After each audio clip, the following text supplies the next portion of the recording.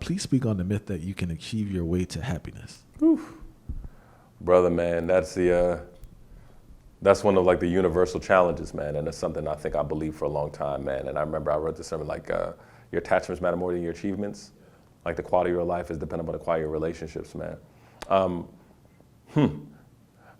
Interestingly enough, I think one of the things I always said is that like if you built your life on if you built like the quality, your identity, your value on something that you could lose, right? You'll never have peace. And I think brothers and sisters in particular come to this place where there's been so many stories of people saying it. Like they got what they thought they wanted.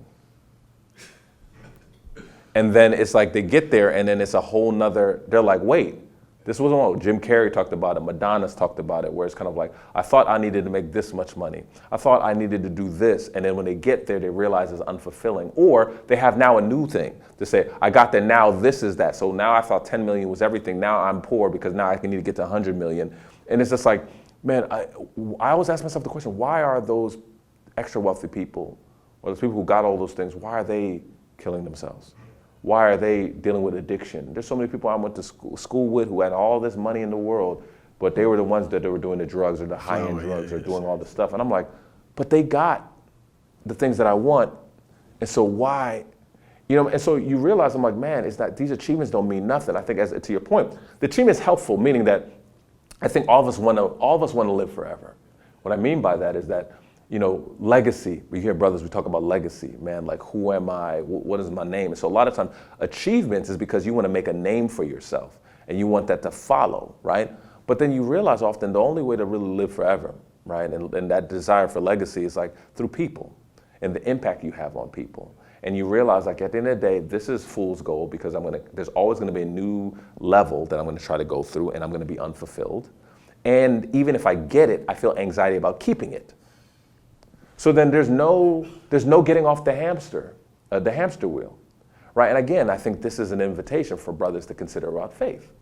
Because I'm saying, if everything of my lived reality is achieving and attaining things, and then even when I attain the things, I now have anxiety about keeping the things and not losing the things, where will I ever, people sleep but they don't rest. Where will I ever be able to have peace? And again, the number one, when I ask brothers, what can I pray for? The number one thing is peace. And so it does, and all brothers, whether they have been financially constrained or they have the fruits of some real labor financially, they have all been saying, I'm looking for peace. And so what do they all have in common?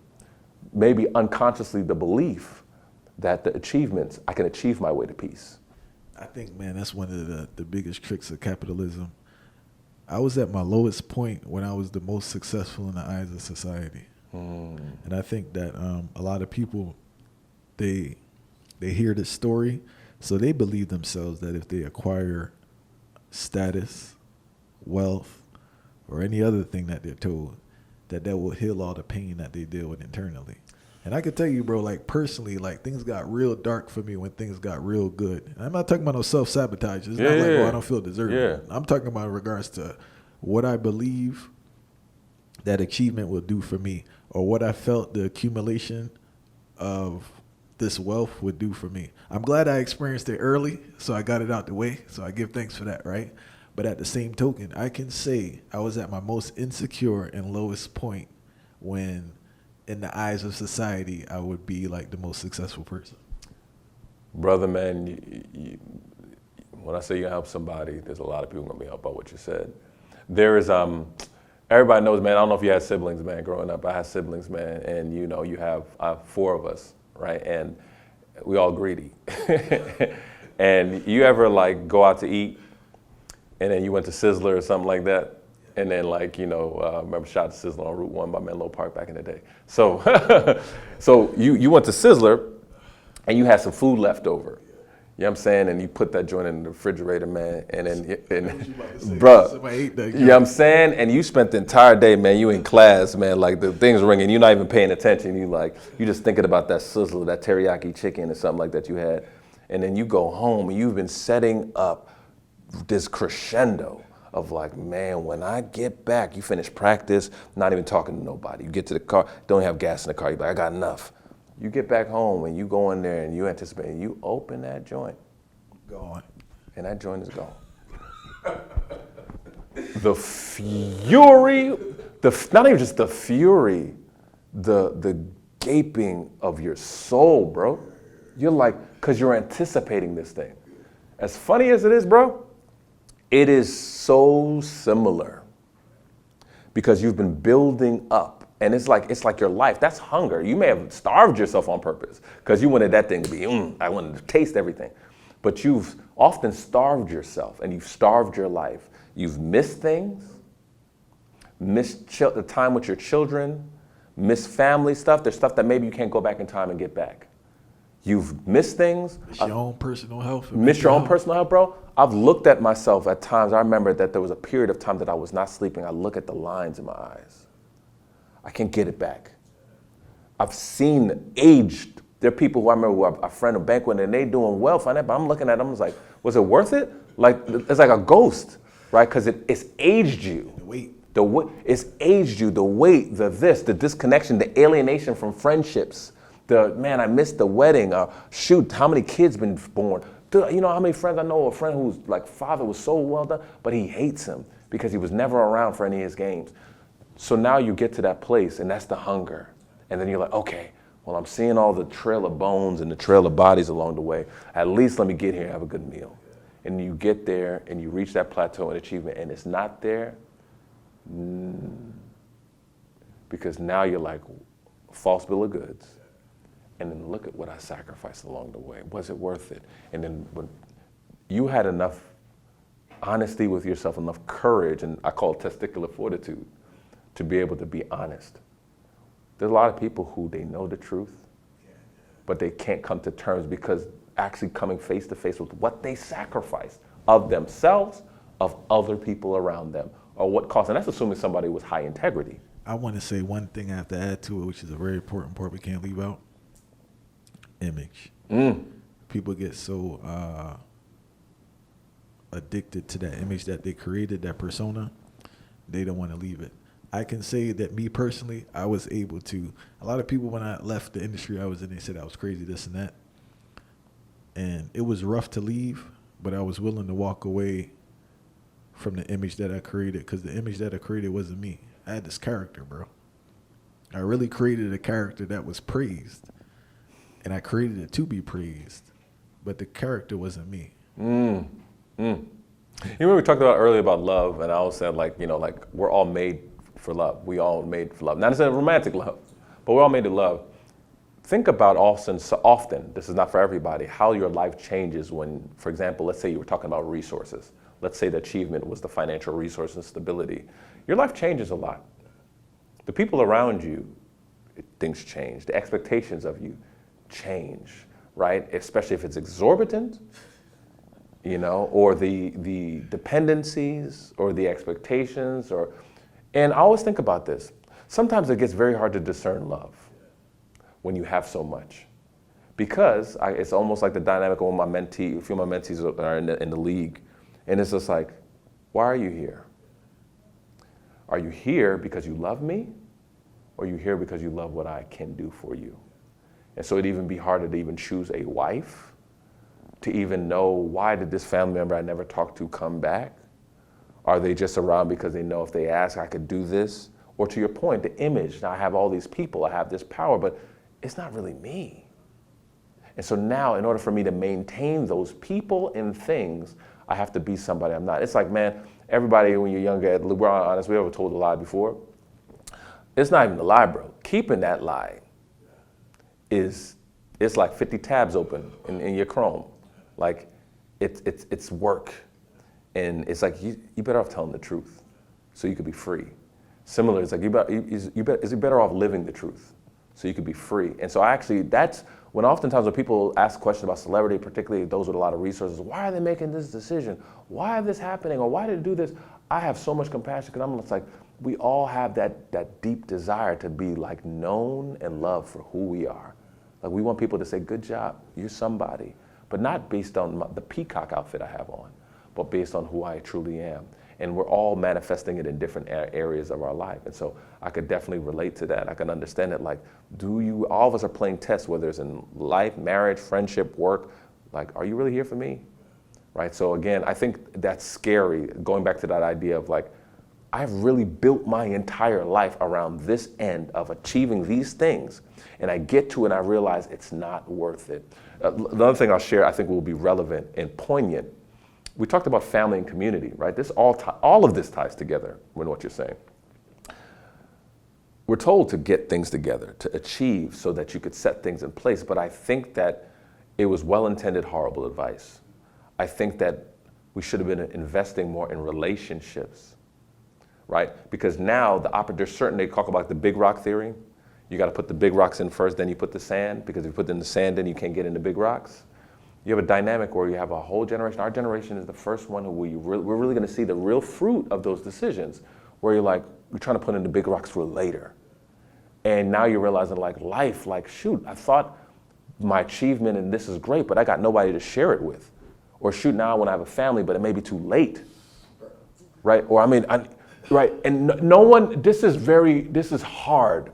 This is the uncomfortable truth, but this is this opens us up to healing, or at least being able to cope well. We confront the truth. Now you're sitting in it and be like, shoot, I didn't know why I'm depressed. I'm depressed because I actually come to terms with the fact that I've mortgaged what's most important for an achievement that I realized, and I opened the refrigerator door, and that fulfillment is not in there. That's what we're seeing, right? And so to your point, think about the implications. So now you have a whole side of unfulfilled where we built. That's what sells. I mean, that's what Instagram, social media, we all sell. It's the success, the achievement, the accumulation. So you now actually have something. People don't get married for marriage, they get married for the wedding. The photos, so you could show all the things, the achievement, look what I've achieved. People become achievements. So I always said that if no one could show their spouse, more people would be married. Because now, if your spouse is a validation of what you've achieved, then there's only certain people you'll be with. It's almost like saying, I will only drive a Porsche. Bro, say that again, yeah. Say that again, yeah. Say that again. If your spouse is a validation of your achievement, then there's only but so many type of people you want to be with. If it's a resume builder, this spouse validates that I'm beautiful. So now, for example, imagine if I'm a young lady where in my life I felt that no one thought I was beautiful. But now I'm considering someone to partner with, right? So think about it, in every other area of my life, and now this applies to brothers too. I'm successful. I gotta have the markers of success. I got the range, right? I live in Alpine, New Jersey, right? I'm wearing the Louboutin, the red bottoms. Boom. I got the hair flowing. I got the pictures, the airbrushed, whitewashed, photos on Instagram. I got all that. Link in bio. I got all of that. That is the last piece. So it can't just be that I'm getting the Stacey Allen, or I'm getting the Zara shoes. Because people don't know what the Zara shoes are, but they know what the Louboutin is when I put the red bottom on. I can't just get somebody that I may like. I got to get somebody that everybody would say, oh, that's good. And so whether or not that's attainable, you are validating my beauty, my success. So you need to look the part. So now you have people, male and female, saying, there are people that you'll be amazing partner with, amazing husband and wife too. But because there's a thwarted view of yourself, there's a thwarted view. I know society accepts that beauty. I know society accepts that man.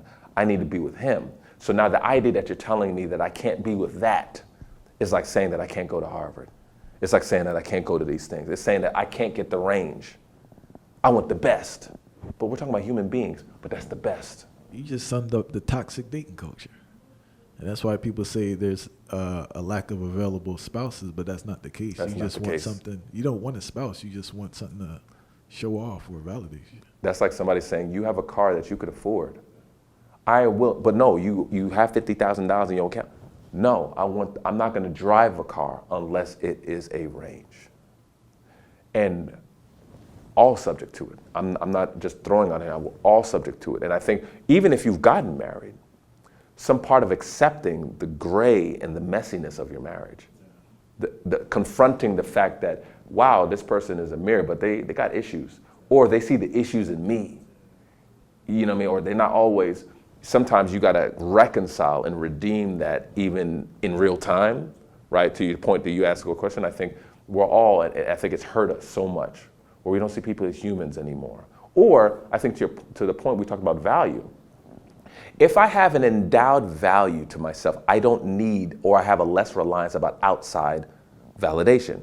So, for example, you know, growing up, I love relating to the joint. Like, we used to go to people's houses and be like, when if they ask you to eat, if they ask you if you're hungry, say no, right? You know, it's almost like, I don't want you walking around here like we don't feed you at the house, right? And so if you're full, you go out to the world less hungry, right? I think there's this dynamic of like, if I'm full with, I am endowed, I am valuable, it's not dependent upon what my boys say, what the people say, this is my wife, she takes good care of me, this are my kids, this is what I could afford, so I'm not gonna get a lease for $900 when I could afford this $200 one and maybe the Camry, but cool.